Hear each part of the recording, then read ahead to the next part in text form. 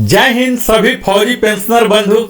मुझे उम्मीद है आपका पेंशन निरंतर रूप से निर्बाध रूप से आ रहा होगा, चाहे स्पर्श से हो या बैंक के द्वारा हो।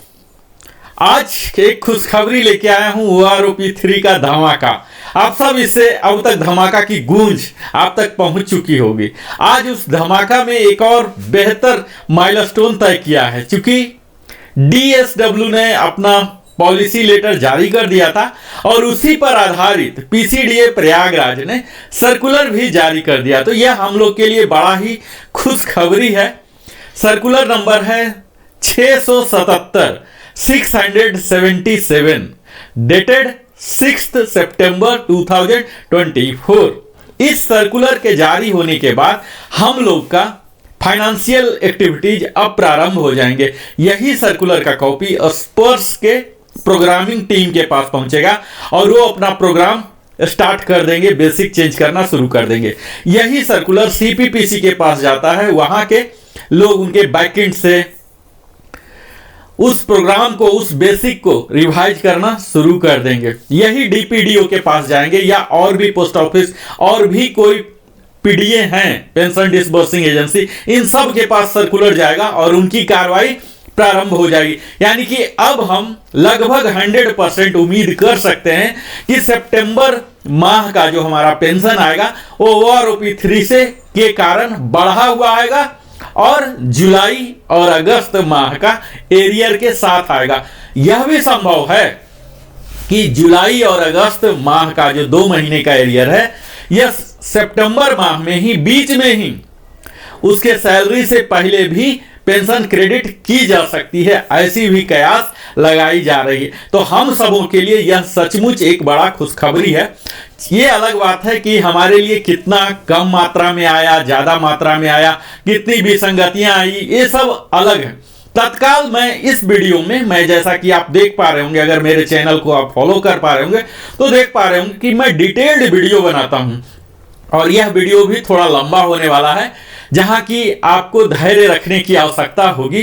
कई लोगों का कंप्लेन होता है कि लंबा है, तो उसके लिए मैं क्षमा प्रार्थी हूं, क्योंकि छोटा वीडियो मुझसे बन नहीं पाता और लंबा वीडियो ही मैं बनाता हूं।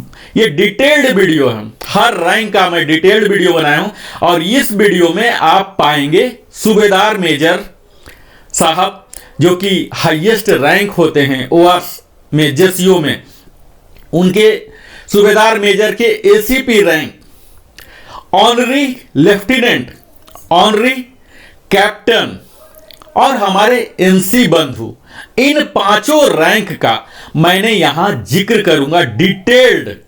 तो आपसे मेरा आग्रह यही है कि अगर आप डिटेल्ड वीडियो नहीं देख पा रहे हैं तो अपने साथ कुछ अपने प्रिय खाद्य पदार्थ, पेय पदार्थ आप रख लीजिए। आप समझ पा रहे होंगे कि मैं क्या कहना चाह रहा हूं। और अब मैं अपनी वास्तविक यात्रा आप सबों को समर्पित करते हुए प्रारंभ करता हूं और हमारी आगे की यात्रा OROP 3 के धमाका की यात्रा प्रारंभ हो, इससे पहले मैं Narendra Kumar, wellness consultant, entrepreneur trainer, अपना परिचय देते हुए आप सबों से विनम्र आग्रह भी करता हूं कि अगर आप हमारे चैनल में पहली बार आए हैं तो अवश्य ही सब्सक्राइब करें, लाइक करें, कमेंट करें और अपने सगे संबंधियों के साथ साझा करें। और अगर आपके पास कोई सजेशन है, कोई शिकायत है, कोई समाधान चाहते हैं, आप कमेंट के जरिए लिखिए। मैं यथाशीघ्र आपको समाधान देने का, बताने का, सूचित करने का प्रयास करूंगा। आप अपना मोबाइल नंबर भी दे सकते हैं ताकि मैं, अगर संभव हो सके तो मैं कॉल बैक करके आपको बता सकूं। आपके सब्सक्रिप्शन से, आपके सपोर्ट से हमारा चैनल को भी आपकी तरह ही विकास और वृद्धि का एक शुभ अवसर मिलता है। तो मैं उम्मीद करता हूं कि आप हमें सपोर्ट करेंगे और हम आपके लिए एक बड़ी सी बड़ी टीम लेके, जो कि बेहतर एडिटिंग कर सके, ज्यादा से ज्यादा प्रामाणिक अध्ययन कर सके और फिर मैं आपको वह जानकारी जो आपको सुदृढ़ बनाए, सशक्त बनाए, जो आपको बेहतर नॉलेजेबल बनाए, इसके लिए करें। और मैं फिर से क्षमा प्रार्थी हूं, हमारा वीडियो थोड़ा सा लंबा होने जा रहा है क्योंकि यह एनालिटिकल वीडियो है। तो आइए अब मैं प्रारंभ करता हूं इस वीडियो का प्रमुख हिस्सा से। जैसा कि आप सब अभी तक देख पाए होंगे कि OROP 3 का यह धमाका का सीरीज है, जिसमें मैंने बड़ा ही बुनियादी अपने OROP के इतिहास को कवर किया था, इसके माइलस्टोन वेरियस स्टेज थे उसको कवर किया, सेलिएंट फीचर्स कवर किया, इसके क्या लाभ हैं ये सब कवर किया। तो यहां मैं ये जस्ट एक रिकैप के तौर पर मैं दिखाना चाहूंगा। यह जो OROP 3 है मित्रों, 1 जुलाई 2024 से हम लोग के लिए अफेक्ट हो रहे हैं, और जो भी इस डेट से पहले यानी कि 30 जून 24 तक जो भी रिटायर हुए हैं ये सब इसके लाभार्थी बनेंगे। आपको अभी तक जो माइलस्टोन है इसमें आपको देखना पड़ेगा कि OROP 1 की शुरुआत 555 सर्कुलर से हुआ था, जो कि 1 जुलाई 2014 से हमारे लागू हो गए थे। 4 इंस्टॉलमेंट में इसके आए थे हमारे एरियर। उसके बाद OROP 2 आया था 666 सर्कुलर लेकर, जो कि 1 जुलाई 19 से लागू हुआ था, और 4 इंस्टॉलमेंट इसमें भी हुए थे, और वीर नारियां या एवार्डी को सिंगल एक मुश्त लमसम में दिया गया था। चौथा जो अभी है माइलस्टोन अप्रूवल, OROP 3 को कैबिनेट से अप्रूवल मिल गया था, MOD से नोटिफिकेशन कर दिया गया, इसके फाइनेंस डिवीजन ने अप्रूव कर दिया, DSW ने विस्तार में टेबल जारी कर दिया, और अब सर्कुलर भी जारी हो गया। ऐसी कयास लगाई जा रही थी कि 555, 666, 777 आएगा, पर 777 नहीं 677, सिर्फ 1 लेटर का अंतर है, यह सर्कुलर याद रखिए। 677 यही सर्कुलर जो कि 6 सितंबर के 24 का डेटेड है, इसी से हमारा अब आगे का पेंशन का बेसिक पेंशन वो तमाम प्रकार की ये सब रेगुलेट होंगे। जैसा कि अब मैंने बताया है कि एरियर शीघ्र ही आप उम्मीद कर सकते हैं, बिफोर सितंबर एंड, मिड में भी हो सकते हैं और पेंशन के साथ भी हो सकते हैं। सेलिएंट फीचर इसमें हमने बता ही चुका हूं कि 5 साल, हर 5 साल पर यह OROP आता है। इसको बेहतर बनाने के लिए 121 टेबल्स हैं, इसमें 265 पेजेज हैं। यह सभी कैटेगरी के OROP 3 जो रिटायरिंग है, सर्विस है, स्पेशल है, डिसेबिलिटी है, वार इंजरी है, इनवैलिडेटेड आउट है, ordinary, special, liberalise family pension लागू हो रहे हैं। और इसमें commissioned officer, honorary commission officer, JCO, others, NC सबको कवर किया जा रहा है। किसके किसके? Army, navy, air force, DSC, territorial army, इसमें डिस्चार्ज भी हैं, रिटायर्ड भी हैं, इनवैलिडेट आउट है, डाइड हैं या तो सर्विस में।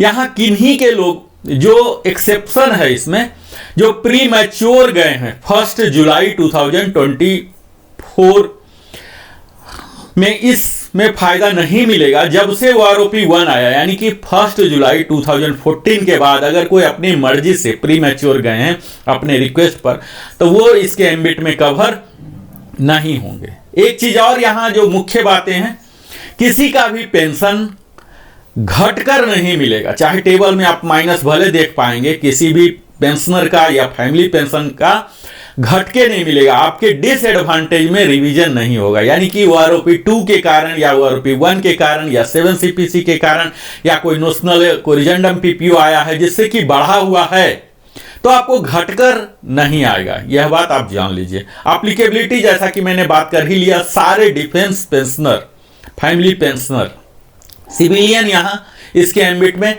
नहीं आ रहे हैं। यहां जो एप्लीकेबिलिटी है हमारे डिफेंस के तो सब हुए ही, इसके साथ साथ DSC भी हैं, टेरिटोरियल भी हैं, एक्स स्टेट फोर्सेस भी हैं, और नॉन एप्लीकेबिलिटी में हमारे PMR जो प्री मैच्योर रिटायरमेंट लिए हैं, एक्स ग्रेसिया वाले हैं, रिजर्विस्ट हैं, पाकिस्तान बर्मा आर्मी पेंशन जो अभी भी PCD इलाहाबाद दे रही है, ये सब नहीं है। ओन रिक्वेस्ट वाले ये सब नहीं है। इम्प्लीमेंटेशन मेथोडोलॉजी बहुत ही बारीक से आप सबों की समझने की आवश्यकता है। यहाँ मुख्यतः 3 पैरामीटर्स को लिया गया, आपका रैंक, आपका ग्रुप, आपका क्वालिफाइंग सर्विस, और यही तीनों पैरामीटर्स को यूज करते हुए 2023 के कंप्लीट ईयर में कितने लोग रिटायर हुए, उसका क्या मैक्सिमम वैल्यू था और क्या मिनिमम वैल्यू था, इसी के एवरेज को यहां फिक्स करने का प्रयास किया गया है। ठीक है, हालांकि यह एक त्रुटिपूर्ण फॉर्मूला है जिसमें कई लोगों का अधिक क्वालिफाइंग सर्विस होने के बावजूद भी बहुत ही कम 4 साल 5 साल क्वालिफाइंग सर्विस वाले के भी बराबर दिखाया गया है, जो कि उन्हें उदास करता है, हतोत्साहित करता है कहीं न कहीं, जो कि नहीं होना था। इसी तरह से हायर रैंक को भी उनके जो तवज्जो मिलने थे, जो वेटेज मिलने थे, वो वेटेज नहीं मिले हैं। यह भी देखा गया कि लोअर रैंक के बराबर मिल रहे हैं या कई जगह तो उनसे कम भी मिल रहे हैं, जो कि एक विसंगतियां हैं। इसी तरह से कई लोगों का रिवीजन हुआ ही नहीं, पिछले 10 साल से कयास लगा के बैठे हुए थे कि जब भी वो आरोपी आएगा तो कुछ ना कुछ लेके आएगा, लेकिन कुछ भी लेकर नहीं आया। तो ऐसा कैसे हो सकता है? जो सर्विंग पर्सनल है, जो सेवा में है, उनका तो पेमेंट बढ़ ही रहा है, तो फिर पेंशन पर रिफ्लेक्ट होना चाहिए। ऐसा कौन सा फैक्टर आ गया जो कि उस रैंक को, उस ग्रुप को, उस क्वालिफाइंग सर्विस में बढ़ोतरी नहीं हुआ? तो यह भी एक विसंगतियां हैं। तो मुख्य जो इनके मेथोडोलॉजी है, मेथोडोलॉजी ही त्रुटिपूर्ण है, इस पर काम करना पड़ेगा। चलिए, अभी तो रिलीज हो गया सर्कुलर, अभी बहुत लंबी युद्ध है, हमने देश के लिए लड़ा, अब खुद के लिए लड़ना पड़ेगा। लड़ने के लिए क्या क्या हमारे पास लीगल रिकोर्सेस हैं, क्या क्या रिमेडियल एक्शंस हैं, ये सब हम आगे की वीडियो में बात करते रहेंगे। तत्काल इस मेथोडोलॉजी में यह देख लीजिए कि जो भी मैटर्स हैं, जो पॉलिसी मैटर हैं, वो आरोपी 2 में थे, वो आरोपी 1 में थे, यह सब एज इट इज ही रहेंगे। अगर कोई चेंजेज आए हैं तो उसकी डिस्क्रिप्शन यहां दी गई है वो आरोपी 3 में, जो कि बेयर मिनिमम ही है, यानी कि वो आरोपी 1, वो आरोपी 2 का ही ये सक्सीडिंग वर्जन है। इसमें कोई बहुत ज्यादा अमूलचूल परिवर्तन नहीं है, अदर देन टेबल और एप्लीकेबिलिटी डेट। एप्लीकेबिलिटी डेट जैसा आप समझ ही पा रहे हैं कि 1 जुलाई 2024 हो गया, यही आमूलचूल परिवर्तन है। बाकी टेबल में थोड़ा बहुत चेंजेस किए हैं, जो कि हम आगे विस्तार में बात करेंगे। मैं अपने इस वीडियो में मुख्यतः जैसा बोला, एसएम साहब जो सूबेदार मेजर हैं, ऑनरी रैंक्स जो है, honorary flight lieutenant, honorary flying officer air force के, और एनसी, ये चारों को ही कवर करूंगा। लेकिन यह कवर करूं इससे पहले मैं यह उम्मीद करता हूं कि अगर कुछ लोग नहीं देख पाए हो सब वीडियो, तो यहां मैं क्विक रिकैप करूंगा, जो कि मैं अभी तक क्या क्या कवर किया, यह सब भी आप जान लीजिए। जो मैंने सिपाही रैंक का इक्विवेलेंट, उसके जो एसी होते हैं एयरफोर्स में, सीमैन होते हैं नेवी में, ये सब का हमने 10 साल तक दिखाया, जहां की या तो निगेटिव है या बहुत ही कम अंतर हुए हैं। जब हम 10 से ऊपर जाते हैं तब भी यहां करीब 12 इयर्स तक आपको बहुत ही कम अंतर दिखेगा, खासकर ये निगेटिव ग्रोथ है। जब हम 12.5 में जाते हैं तब जाके बढ़ता है, और 14.5 से एक्चुअल बढ़ोतरी दिख रहा है एक्स ग्रुप, वाई ग्रुप। आप अगर इस कैटेगरी से बिलोंग करते हैं, इस रैंक में अभी रुचि रखते हैं, इस रैंक से ही रिटायर हुए हैं, तो इस स्लाइड का आप स्नैपशॉट ले लीजिए। मैंने अपना तस्वीर काफी छोटा कर लिया है, आप बड़ा से बड़ा टेबल का हिस्सा ले सकते हैं और अपना देख सकते हैं कि आपका क्वालिफाइंग सर्विस क्या है। यहां मैं संक्षेप में आपको बता दूं कि क्वालिफाइंग सर्विस का राउंडिंग ऑफ किस तरह से होता है। आप यहां देख पा रहे हैं 10.5 ईयर्स। 10.5 ईयर्स में वे लोग कवर होंगे जो कि 10 से ज्यादा हुए हैं, सिर्फ 10 से ज्यादा नहीं, 10 years 3 months, 10.3, 10 months, 10 years 3 months अगर किन्हीं का हुआ है और उससे एक दिन भी ज्यादा है तो 10.5 में आएंगे। और इसी तरह से 10 years 9 months तक भी अगर हैं तो 10.5 में 10.6 में ही कहलाएंगे। ठीक है, यानी कि यह कहने का 6 महीने का ब्रैकेट है, लेकिन अगला 3 महीना जो है उससे एक दिन भी ज्यादा होगा तो आप ऊपर वाले में चले जाएंगे। ठीक है, इस तरह से ही इसका फिलॉसफी लिया गया है। सपोज कोई अगर 9 इयर्स और 10 मंथ्स किए हैं तो उनका 10 में होगा। 3 महीने के ब्रैकेट से अगर एक दिन भी आपका ज्यादा हो रहा तो आपको एडवांटेज दिया जाएगा, और 3 महीने से अगर कम आ रहे तो फिर नीचे वाले ब्रैकेट में आएंगे। तो यह फिलॉसफी है राउंडिंग ऑफ क्वालिफाइंग सर्विस। यहां आप ग्रुप देख रहे होंगे, अभी तक आपने अगर सेवा में पिछला 20 साल 25 साल रहे हैं, छोड़े हैं, तो आपको पता होगा कि पहले क्या क्या ग्रुप होते थे। As of now X group और वाई ग्रुप 2 ही एग्जिस्टेंस में है। मैं ये सब टेबल को विस्तार में ज़्यादा विश्लेषण में नहीं जाऊंगा। पहला कारण तो यह है कि मैं ऑलरेडी बता चुका हूं। दूसरा यह कि यहाँ सिपाही जो कि 20.5 में बहुत कम लोग, एक्सेप्शनल ही होंगे कोई, वो इसमें जाते होंगे, या तो पहले चले जाएंगे या हायर रैंक में जाएंगे। यहाँ ऑनरी रैंक है, यहाँ भी आप देख लीजिए कि 10 ईयर्स तक कोई ज़्यादा इजाफा नहीं है। ये सब मेडिकल बोर्ड आउट वाले ही इस क्वालिफाइंग सर्विस में होते हैं। यहाँ मुख्यतः 14 से 15 से जाना शुरू करेंगे, नेवी में 15 से जाना शुरू करते हैं, जो कि अच्छा खासा यहाँ दिख रहा है इजाफा, एक्स में भी और वाई में भी। आप यहाँ देख पाएंगे, मैं इस डिटेल्ड वीडियो में OROP 3 माइनस OROP 2 किया हूँ। यहाँ डिफरेंस दोनों एक्स वाई ग्रुप को दोनों साथ साथ लेके चला हूँ। यहाँ आप देख लीजिए कि सारे वैल्यू एक्स और वाई के लिए सेम लेके चला गया है ऑनरी नायक के लिए। इसी तरह से 2890 जो कि बिल्कुल ही ट्रिकी फिगर, मैजिक फिगर दिख रहा है, इसमें कोई जाएंगे नहीं। यहाँ आप नायक जो कपल होते हैं या लीडिंग सीमैन कह सकते हैं नेवी में, यहाँ 10 साल तक, बाकी पूर्वत जो टेबल था उसमें भी यही चीज था, निगेटिव वैल्यू था। यहाँ भी 10 साल तक निगेटिव वैल्यू ही दिख रहा। 10 के बाद भी यहाँ नायक में 17 साल तक भी अगर कोई गए हैं एक्स ग्रुप में तो माइनस ही है, और यहाँ पॉजिटिव हुए हैं वाई ग्रुप में 16.5 से। तो आर्मी के अधिकतम लोग इस ब्रैकेट में जाते हैं, 17 से स्टार्ट हो जाता है उन लोग का, तो 1381 स्टार्ट हो रहा है, जो कि अच्छा खासा है। अगर एक्स ग्रुप में कोई जाते हैं कपल में ही तो 2075 तक मिल रहा है, तो यहाँ काफ़ी अच्छा। और यहाँ फिर से ट्रिकी है, अगर कोई 21.5 तक नायक में जा रहे हैं तो 2075, लेकिन उसके बाद 4025 है। मुझे नहीं लग रहा कि इस कैटेगरी में कोई जाते होंगे जो कि इतना बड़ा लाभ ले पाएंगे। इसी तरह से यहाँ भी वाई ग्रुप में 1881 तक दिया गया है, बहुत ही कम होंगे।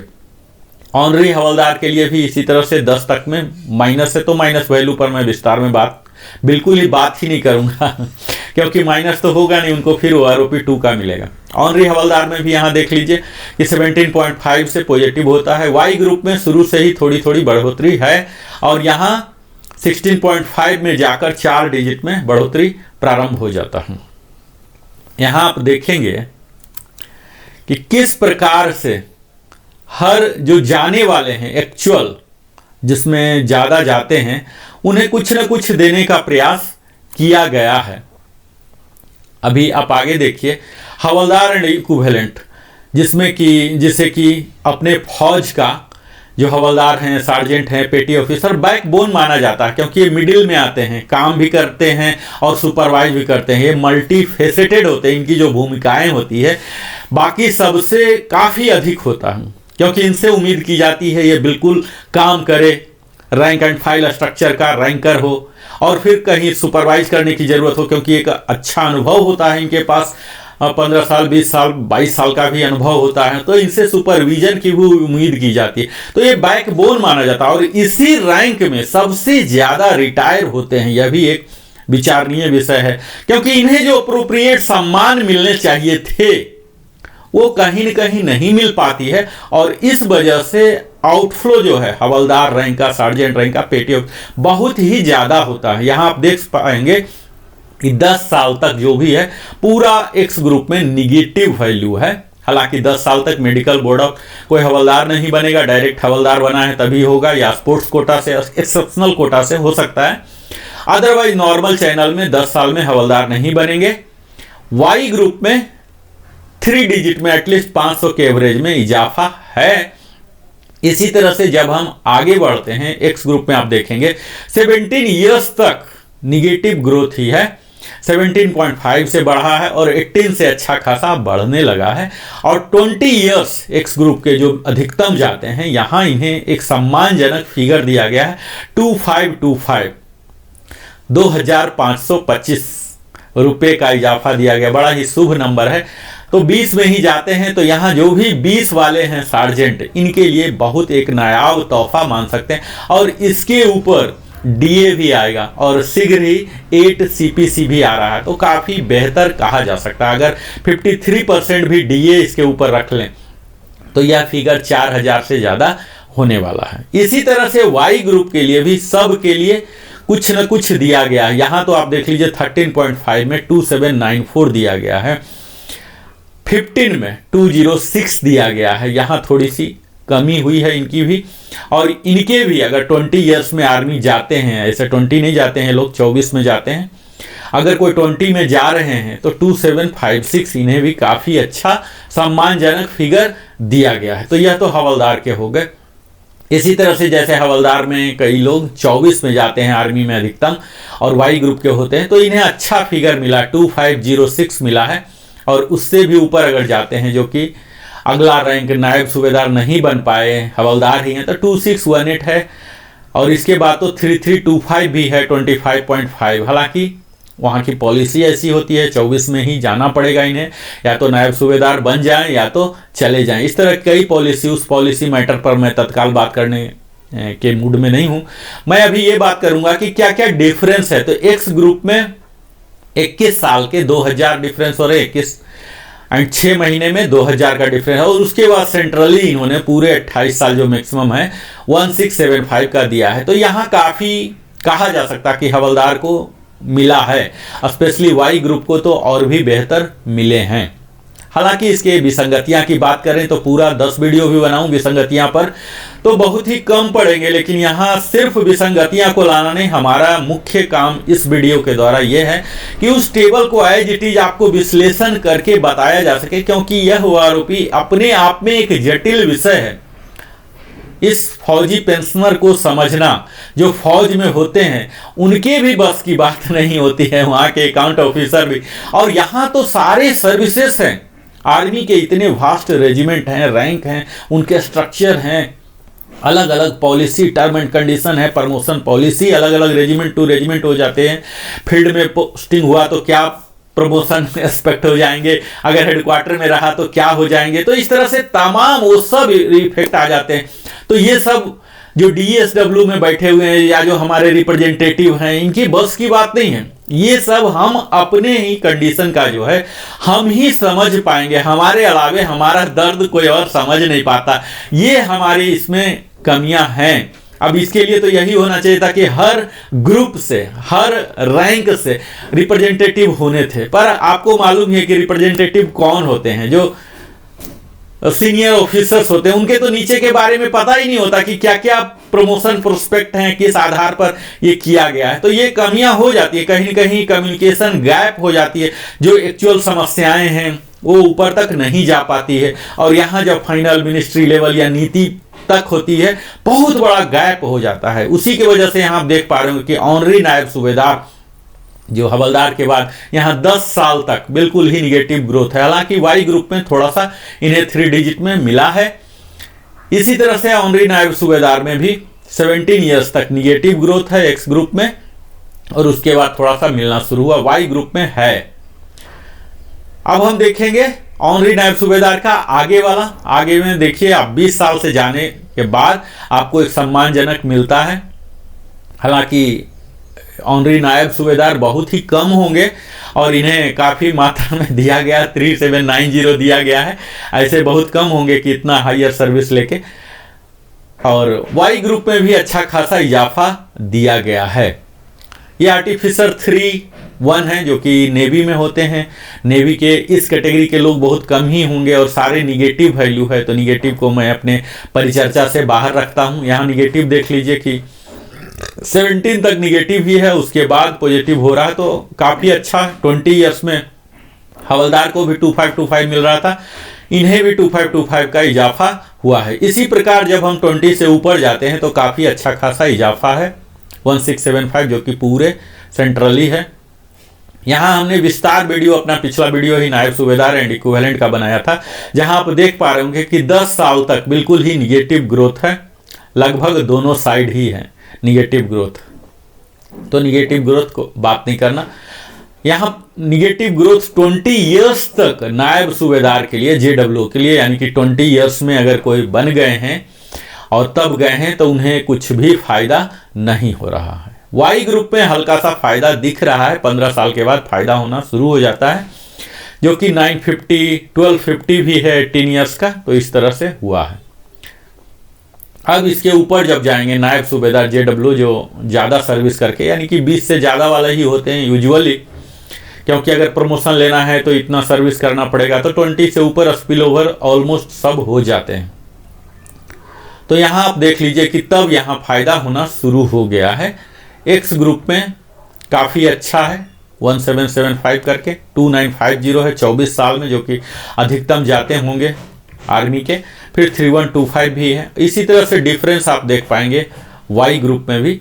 वाई ग्रुप में भी अच्छा है, 2000 है, 2075 है, 3050 भी है 27 ईयर्स में। तो कोई एक ऐसा सैंपल इन्हें मिला होगा जो कि 27 साल की सर्विस पूरा करके वाई ग्रुप में गया होगा। अच्छा सैंपल इनको मिला है 27 में, और फिर उन्हें उसका फायदा मिल गया। तो ये एक विसंगतिया का रूप है कि जहां सैंपल मिल गया वहां इन्होंने बढ़ा दिया, जहां सैंपल नहीं मिला या कम मिला तो वहां नहीं बढ़ाया।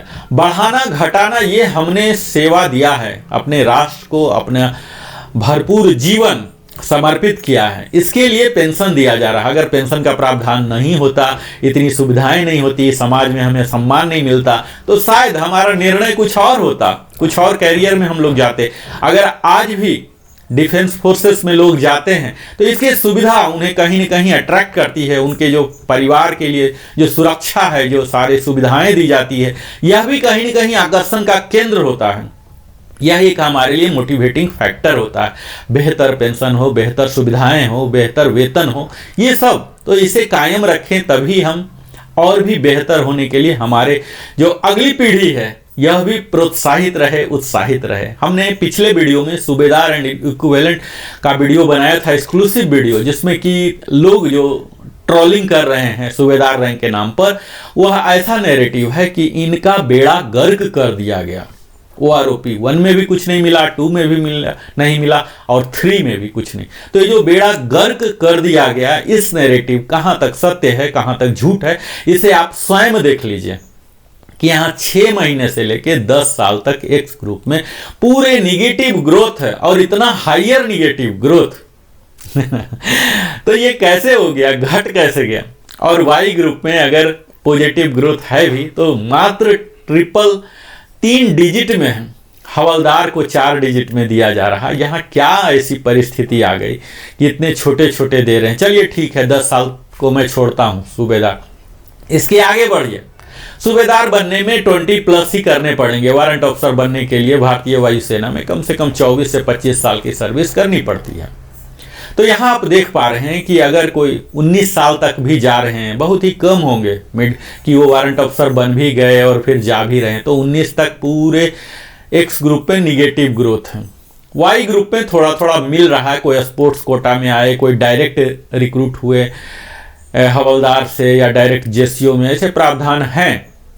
तो यहाँ थोड़ा थोड़ा इन्हें दिया गया है। अब फिर देख लीजिए कि यहाँ 18 ईयर्स में 450 है, 16.5 में 700। तो ये जो टेबल है, टेबल देख के ही आपको पूरा इरिटेशन हो जाएगा। मैं इरिटेट नहीं हो रहा हूँ, मैं तो प्रवक्ता हूँ पर ये जो भी देखेगा ये इरिटेट हो जाएगा कि क्या लॉजिक लिया गया है। अगर 17 ईयर्स में 700 की बढ़ोतरी हो रही है तो 17.5 में कौन ऐसा अपराध कर दिया कि आप उसे 0 कर रहे हैं और 18 में -450 कर रहे हैं।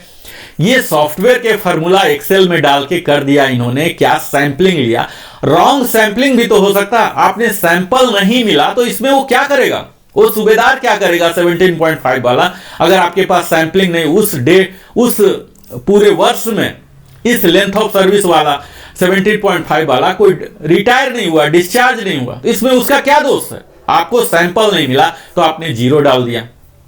आपको सैलरी से लेना है, आपको मालूम है कि सैलरी का आधा पेंशन होता है, तो सैलरी तो मिल ही रहा ना सूबेदार को, घट के तो नहीं मिल रहा, 0 तो नहीं मिल रहा तो उस सैलरी का आधा कर देना है। जो पार्ट सैलरी का पेंशन में दे रहे हैं, बेसिक है, डीए है, जो भी पैरामीटर्स हैं, उन सभी पैरामीटर्स का आधा करके आप यहां फिक्स कर सकते हैं। तो ये तो इलॉजिकल है, या तो इरोनियस हुए हैं, या टर्म ऑफ रेफरेंस में ही इस तरह की चूक रही है। तो इस चूक का खामियाजा सूबेदार रैंक को भरपूर उठाना पड़ रहा।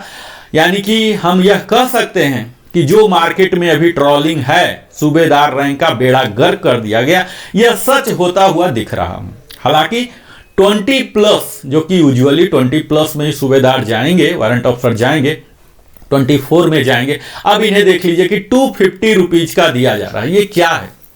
250 रुपीज तो टिप्स जैसा लग रहा है। इतने सर्विस इन्होंने किया, इतने कठोर परिश्रम किया, और तब इनको छोटा सा अमाउंट 3 डिजिट में दिया जा रहा है। इससे बेहतर तो सिपाही का दिया जा रहा था। तो इन्होंने सर्विस किया, इनकी सिंसियरिटी पर इन्हें रैंक मिला है। इस चीज को इन्होंने डिजर्व किया होगा, तभी तो सर्विस ने इन्हें इस रैंक से नवाजा है।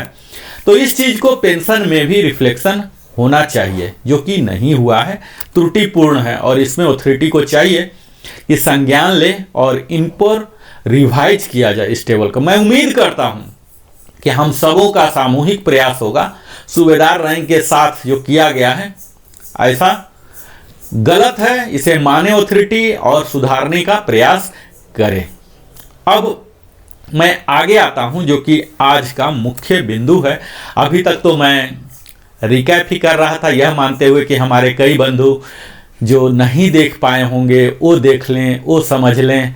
अब मैं नए विषय पर आ रहा हूं, जो कि हमारा आज का मुख्य विषय है, सूबेदार मेजर एंड इक्विवेलेंट, यानी कि master warrant officer, master chief पेटी ऑफिसर, आर्टिफिसर 1 और 2 जो नेवी में होते हैं। इनकी आप देख लीजिए कि क्वालिफाइंग सर्विस 10 साल, तो 10 साल तक तो ये कोई जाते ही नहीं है। ठीक है, चूंकि कोई जाते नहीं है तो इनके सैंपलिंग जो कलेक्ट कर रहे थे एक्स ग्रुप में कुछ भी नहीं मिला और ये माइनस में जाते गए। तो चलिए हम इग्नोर करते हैं। ऐसा बहुत ही रेयर होंगे कि कोई डायरेक्ट रिक्रूटमेंट, ऐसा कोई स्कीम है, एसएम डायरेक्ट आते हैं और चले भी जाते हैं। मेडिकली पहला तो आते नहीं, दूसरा बात इस क्वालिफाइंग सर्विस तक में बनेंगे नहीं, दूसरा बनेंगे तो मेडिकल वगैरह के कारण ही जाएंगे। तो यहाँ सारे निगेटिव हो रहे हैं। हालांकि वाई ग्रुप में 3 डिजिट में यहाँ इन्हें इजाफा हो रहा है। 437 देख लीजिए 6 महीने में, तो यहाँ बहुत ही कम होते हैं ऐसे केसेस। तो इस सैंपलिंग पर मैं विचार नहीं कर रहा हूँ। मैं आगे बढ़ता हूँ और आगे देखिए, यहाँ देखिए कि 10.5 में यहाँ भी इनके निगेटिव ग्रोथ ही दिख रहे हैं। यहाँ देखिए 10.5 एक्स ग्रुप की अगर बात की जाए तो निगेटिव ग्रोथ ऑलमोस्ट 18 इयर्स तक है निगेटिव ग्रोथ। तो एक निगेटिव ग्रोथ ही पूरा है, तो निगेटिव पर मैं बात ही नहीं कर रहा हूं।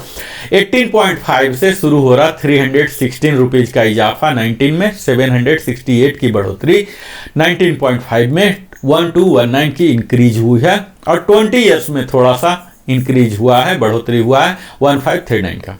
इसी प्रकार अब वाई ग्रुप में थोड़ा सा बेहतर स्थिति देख सकते हैं कि यहाँ निगेटिव के बजाय पॉजिटिव वैल्यू है। यानी कि वाई ग्रुप के कुछ ऐसे लोग हैं जो गए हैं और इन्हें सैंपलिंग मिला है, और हर जो बढ़ा हुआ अमाउंट है इसमें डिफरेंस देख रहे हैं, बहुत ही फ्रिक्वेंटली डिफरेंस।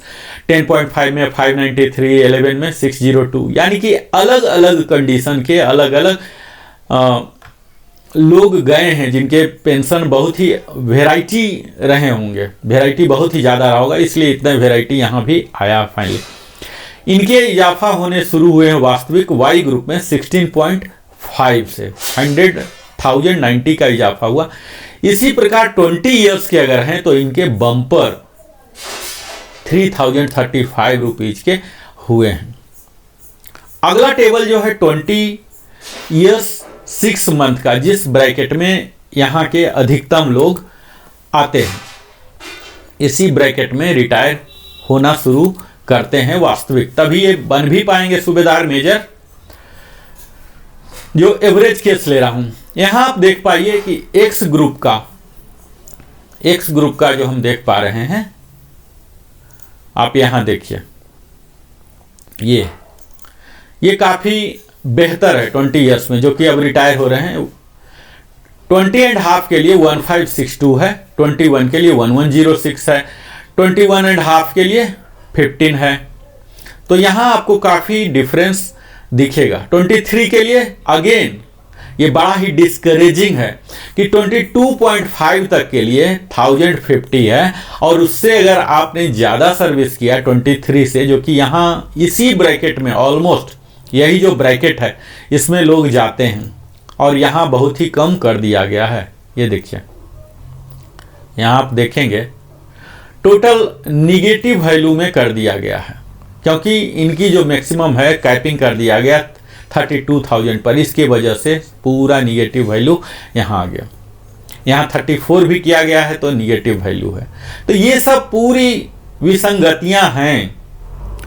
हम कयास लगा के बैठे थे कि हमारा बढ़ेगा, ये क्या है कि और घट के आ गया।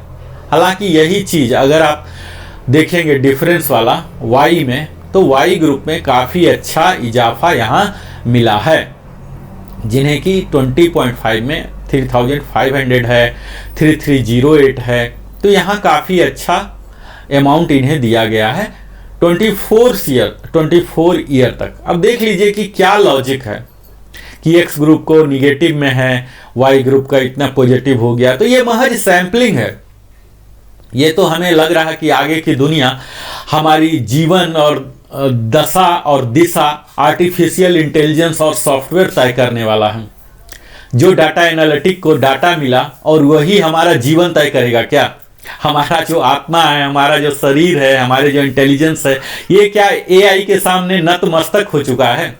आज जो सॉफ्टवेयर इसका जो टेबल बनाने में लिया गया है सहारा एआई का, डाटा एनालिटिक का, क्या वही रूल करेंगे पूरे राष्ट्र को? हम लोग जो आबादी है, इतना भारत की आज आबादी इतनी हो चुकी है पढ़े लिखे लोगों की 140 करोड़, क्या ये सब बेकार है एआई के सामने? तो ये एआई की चूक है, आप सीधा कह सकते हैं ये एआई की चूक है।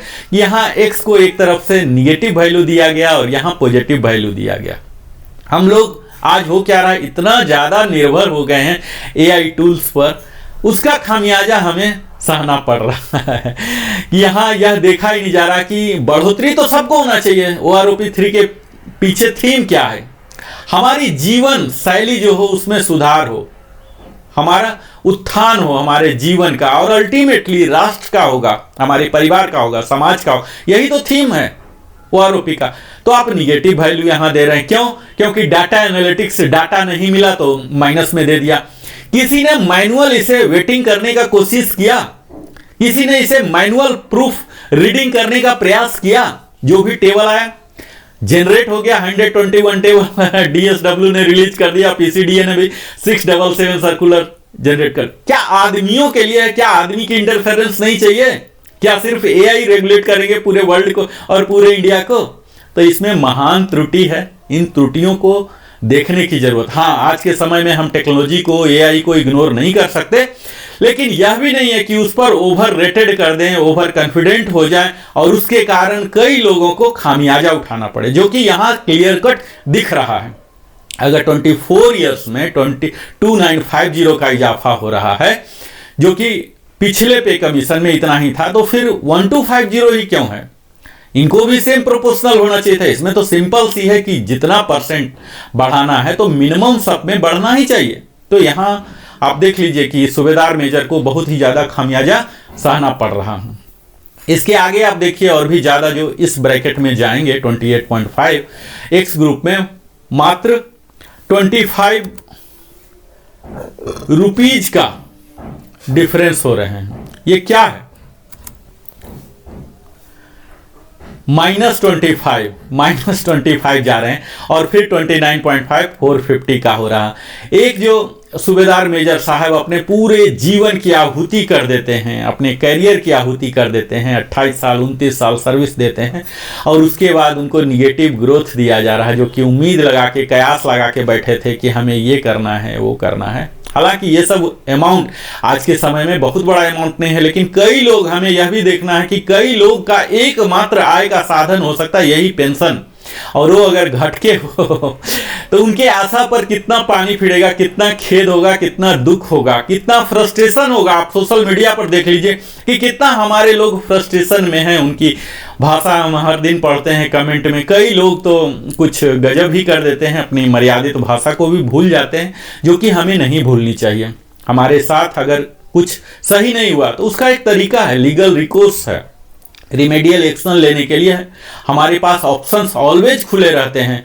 इनको लेना कि अपनी भाषा को अमर्यादित करके सब पर रखें, क्योंकि हमारी मर्यादित भाषा, हमारा आचरण, हमारा संस्कार, हमारा परिवेश, हमारा पालन पोषण का तरीका सब कुछ दिखाता है। तो हमें आगे का युद्ध जारी रखना है, अपने जीवन को बेहतर बनाने के लिए, अपनी आर्थिक स्थिति को करने के लिए, लेकिन एक मर्यादित तरीके से। निश्चित है ये एक डाटा एनालिटिक्स एआई की चूक है, और उस एआई को जिसने असाइन किया, जिस अथॉरिटी ने, जिस व्यक्ति ने, जिस संस्था ने, वहां का चूक है। पर सबसे बड़ा चूक ये है कि उसे एज इट इज थ्रू कर दिया गया बगैर देखे हुए। तो यहां आप देख पा रहे होंगे, इसी का नमूना है 33 एंड एबव जो रिटायर होते हैं एमडब्ल्यू साहब एयरफोर्स के खासकर, तो उन्हें एक अच्छा खासा सम्मानजनक फिगर दिया गया है 2725। और वाई ग्रुप में यही चीज बहुत ही कम है, आधा से भी कम है 11,1175। हालांकि आर्मी के अधिकतम जो सूबेदार मेजर रिटायर होते हैं 32 में, 32.5 में ही, इससे ऊपर बहुत कम ही जा पाते होंगे, अपवाद होंगे, 5% से भी कम होंगे। तो यह तो है सूबेदार मेजर साहब की कहानी।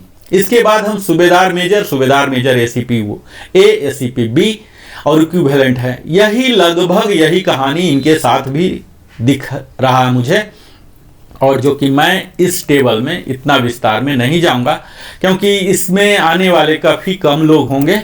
मेरा वीडियो एज इट इज काफ़ी लंबा हुआ जा रहा, समय की कमी के कारण आपको सिर्फ समरी बता पा रहा हूं। यहाँ एसीपी वाले जो एसएम हैं इनमें भी लगभग वही चीज़ है जो कि पिछला था। यहाँ थोड़ा सा और भी आपको दुखी करने वाला होगा कि पूरा एक्स ग्रुप में निगेटिव वैल्यू जा रहा, हालांकि वाई ग्रुप में अच्छा खासा इन्हें मिला है।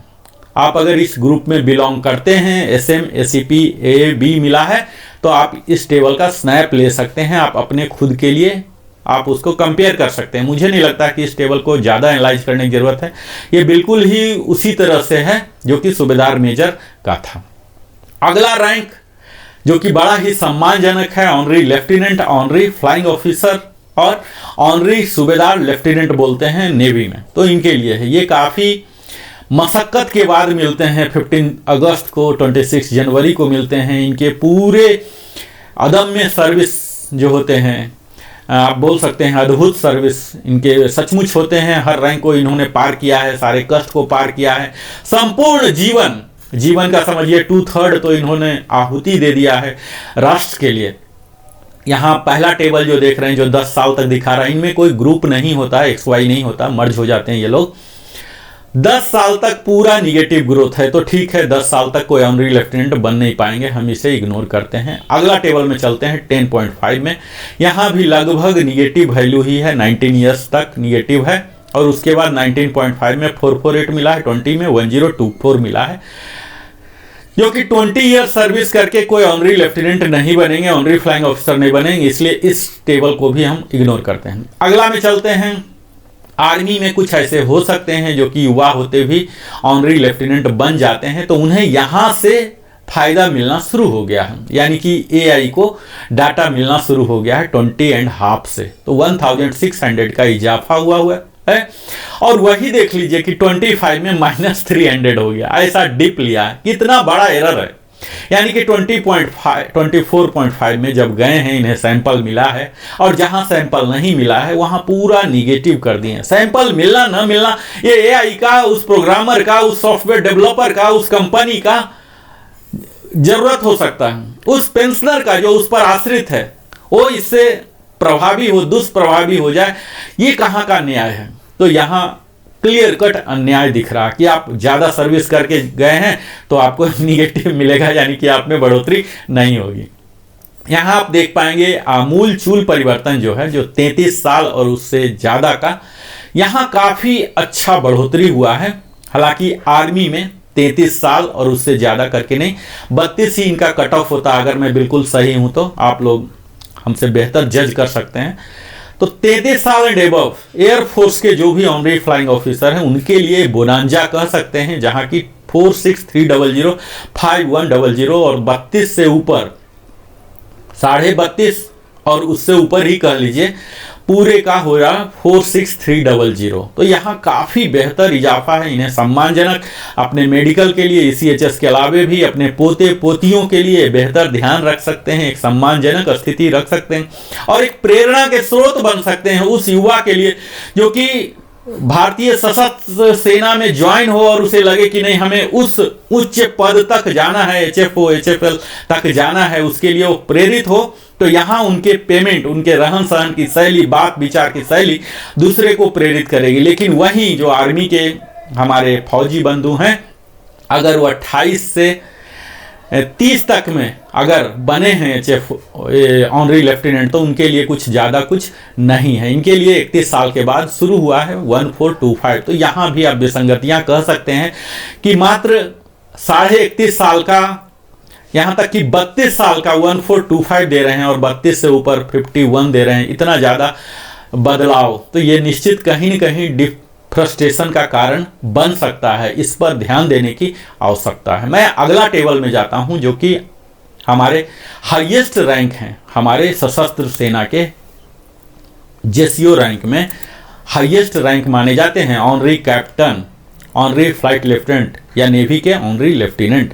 बड़े ही मुशक्कत, अगर इन्होंने पहले एचएफओ बना, उसके बाद कोई 26 जनवरी 15 अगस्त आता है, तब जाके इनको ऑटोमेटिक मॉडिफाई कर दिया जाता है, ऑनरी कैप्टन या ऑनरी फ्लाइट लेफ्टिनेंट में प्रमोट कर दिया जाता है। तो ये बहुत ही महज संयोग होता है, बहुत ही बिरले ही लोग, बहुत कम लोग बन पाते हैं। अब यहाँ भी देख लीजिए कि जो एचएफओ के साथ हुआ वही एचएफएल के साथ भी यहाँ हो रहा। 10 साल तक कोई बढ़ोतरी नहीं, हम विचार नहीं करते हैं क्योंकि इस कैटेगरी में फॉल नहीं हो रहे हैं कोई। यहाँ भी आप देख लीजिए कि 19.5 में 448 हुआ है, 20 में हुआ है थोड़ा सा बढ़ोतरी 1000 का लगभग 1024 रुपया, और इसके बाद असली इजाफा 20 ईयर्स के बाद अगर कोई गए हैं, यहाँ भी ठीक वही कहानी है। 23 साल में 0 है और उसके बाद आगे बढ़ रहे हैं। तो 29.5 यहाँ आप देख लीजिए कि 29 वाले को मिला है, लेकिन 29.5 वाले ने पता नहीं कौन सा पाप कर दिया, इसे नहीं मिला है। तो यहाँ आर्मी के कुछ लोग ऐसे हो सकते हैं जो कि इस ब्रैकेट में भी रिटायर हुए हैं। असली जो आप यहाँ देख पा रहे हैं कि 32 साल करके अगर कोई ऑनरी फ्लाइट लेफ्टिनेंट रिटायर हुए हैं, हालांकि फ्लाइट लेफ्टिनेंट के केस में नहीं, ऑनरी कैप्टन के लिए हो सकता है जो कि अधिकतम है, 32 साल में ये लोग रिटायर होते हैं ऑनरी कैप्टन बनके। तो यहाँ इनको इजाफा नहीं मिल रहा है, 1050 का डिग्रेड किया गया है। 32 एंड ऊपर इसके लिए फिर मिला है 2625 का 33, यानी कि 32.5 से ही कह लीजिए 2625 इनका बेसिक 46300, यानी कि एयरफोर्स के जो एचएफएल हैं इनके लिए अच्छा बोनांजा कहा जा सकता है। 2625 सम्मानजनक जीवन जीने में इन्हें मदद मिलेगी। लेकिन उससे पहले जो आर्मी के लोग रहे हैं, यहाँ कहीं न कहीं मुझे लगता है कि न्यायपूर्ण टेबल नहीं है।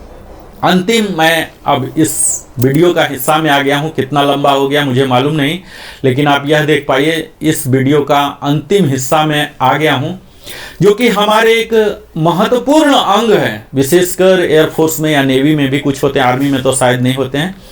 एनसी जो कि हमारे मुख्य कार्य को सपोर्ट करते हैं, कम्बटेंट नहीं है, लड़ाकू नहीं है, नहीं लड़ाकू होते हुए भी हमारे काफ़ी कार्यों को संभालते हैं, चाहे वो हाउस कीपिंग हो या एरिया क्लीनिंग हो, कई तरह की हमारी मदद करते हैं और तभी हमारा संस्था चल पाता है। उनके लिए भरपूर ध्यान रखा गया है। इस OROP 3 में 6 महीना से ही लेकर सब में सीधा बढ़ोतरी दिख रहा, 3 डिजिट में अच्छा खासा बढ़ोतरी। हमारे कई एनसी बंधु पूछ रहे थे कि हमारे लिए सर हुआ है कि नहीं, बताइए।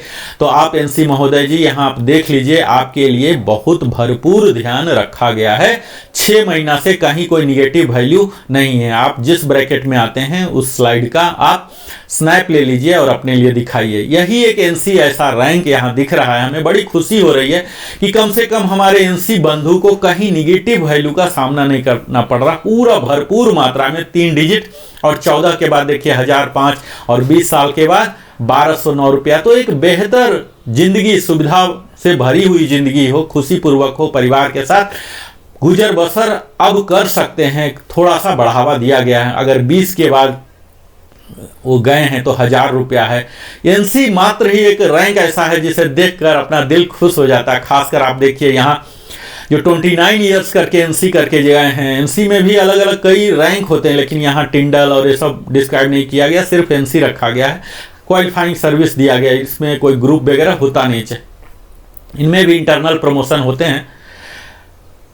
29 के बाद देख लीजिए 29,900 की बढ़ोतरी इन्हें की गई है, तो काफ़ी बेहतर है। यहाँ आप देख लीजिए कि अगर पूरे सर्विस सुपर एन्यूएट किए हैं 30 तो 2625 करके गए हैं, तो काफ़ी बेहतर है।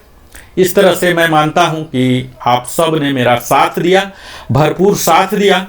इस वीडियो को बड़ा ही धैर्यपूर्वक सुना, हम मुझे सहा, और अगर रत्ती भर भी आपके जानकारी में यह लाभकारी हुआ हो तो जरूर ही सब्सक्राइब करें, लाइक करें, कमेंट करके पूछें, बताएं, ताकि इस सोशल मीडिया पर भी एआई लगा हुआ, इसे भी डाटा एनालिस्ट एनालाइज कर रहे हैं। आप देख ही रहोगे कि किस तरह से सरकार की मुहिम है सोशल मीडिया की जानकारी को लेना। तो ये भी जानकारी आप जो कमेंट दे रहे हैं, ये भी जानकारी कहीं न कहीं कलेक्ट किया जा रहा है और इस पर भी कार्रवाई होगा। सरकार इस फीडबैक पर काम करेगी। तो आपकी अगर कोई पॉइंट है, जेन्युइन पॉइंट है, आपके केस में कोई मेरिट है, तो अवश्य ही आप रखें। आप सकारात्मक होते हुए आप रखें, निश्चित है उस पर बेहतर सकारात्मक एक्शन भी लिया जाएगा। हम उम्मीद नहीं छोड़ सकते हैं, हमारी पूरी जिंदगी उम्मीद पर ही टिकी हुई है। और इसी तरह से आप सेहतमंद रहें, क्योंकि पेंशन पाने के लिए आपका सेहतमंद होना, आपका जीवन कायम रहना, यह प्रीरिक्विजिट है। लाइफ सर्टिफिकेट के बिना पेंशन नहीं चलता है। तो आपने अपने जीवन का बहुमूल्य समय हमारे साथ बिताया, इसके लिए हृदय की गहराइयों से बहुत बहुत धन्यवाद। फिर मिलता हूं, और अगर सब्सक्राइब नहीं किया अवश्य ही सब्सक्राइब करें, ताकि लिविंग हैप्पीली भी एक लीडिंग चैनल बने, आप फौजी बंधुओं को और बेहतर जानकारी मुहैया कराने में। हम फिर से आते हैं नए विषय पर और बेहतर रिसर्च के साथ। तब तक बहुत बहुत धन्यवाद। जय हिंद, वंदे मातरम।